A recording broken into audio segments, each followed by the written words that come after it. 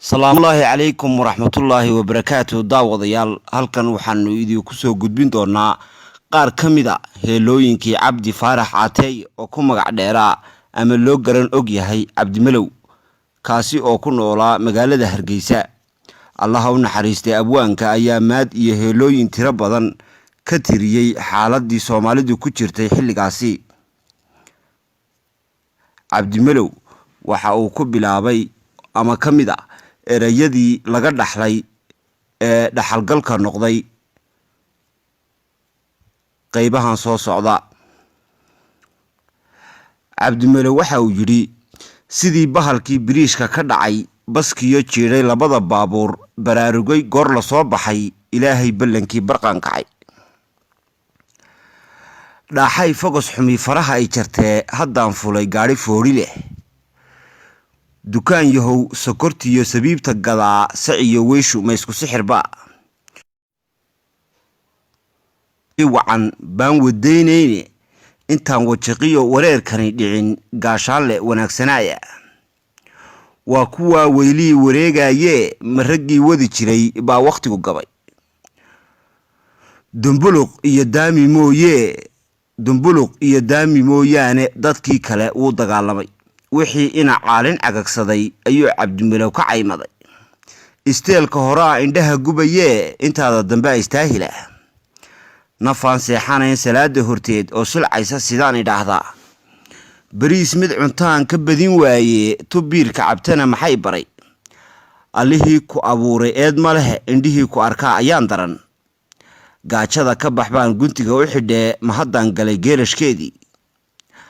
adi iyo hooyadaaba waan ka hele hanaanka mahidaad u leediin baqaye reer magaala ayna barto bil iyo lababa weyna booqanaye baraarkeennii waanu baqaya. caqaar nin hayaan ku caashaqine cad baa kugu yaal caqiibo leh. hablo mid muuqa wacan iyo nin mooto wataa intaanu imarin magaalada maan iskaga baxo.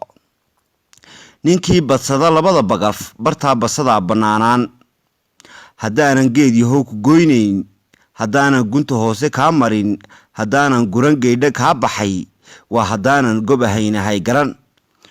kunkaa wacan baa waddada marayee ha weedhaamin jidhkaagan weyda ah kollayba dhintay oo dhulkii u dhacee ha dhuuxaan lafahayga dhaadheer oo dhintaye ha iska kay dhammaystaan. inantii hooyadeed hadhuudhka tuntaa iyana kala haadintay barataa cibaadaysaan ciddiga ku hayee daniba waygu celin ciyaari. daasada dhuxushaan dabnool ku arko dooqaygii duxuduu u soo dhacay markaan manka iyo magoolka jeclaa geedkii midhalaba markaan ku marnaa miyaad ka maqnayd magaalada.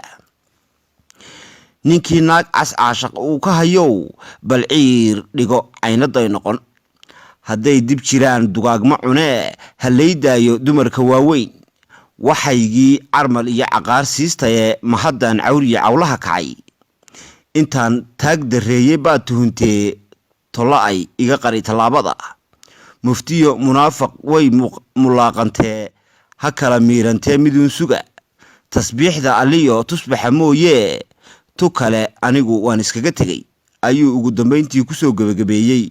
heelooyinkiisu way badnaayeen cabdimalow intaasi ayaynu ka xasuusanaa.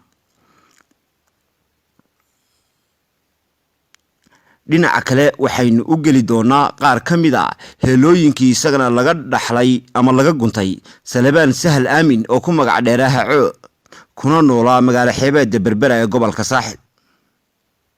waxaana uu ku bilaabay ama ka mid a erayadiisii ninkii gam ayaa sariir gogladee go'aygaan dhigtaa gidaarada mid aan werise ay u weernahayoo oon waayey ma kaa waraysta.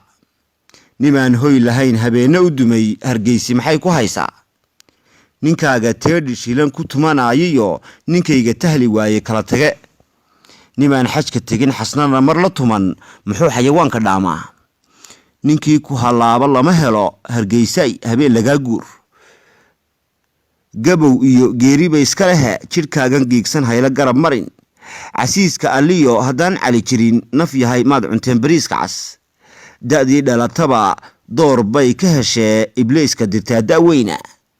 malabkayda carburuq macaashi lahayd macbuudku hawdaloosho meel kale. iyadoo jiyar bay raggii jabisee jaliilow xasna jeelka naga gee dembigeedii daaruhu dushaas ka maree miyaanu daad ku qaadin dacar buruq ninka fooqa dheer furaashka dhigtiyo nimaan faran haynimo isku faysba raxmaanka alle risiqa bixiyow aniga haygu reebin labaraad allaha dulcad iyo daroorna dhigow adaa daayimee dib noo celi dhammaanba labadan murtiyahan ee Soomaaliyeed waxa ay ka sinaayeen heelooyinka dhanka jacaylka waxaana ay inta badan bartilmaameedsan jireen haweenka xagga haasawaha marmarka qaarkoodna waxa ay soo qaadan jireen deegaamada ay ku noolaayeen xilligaasi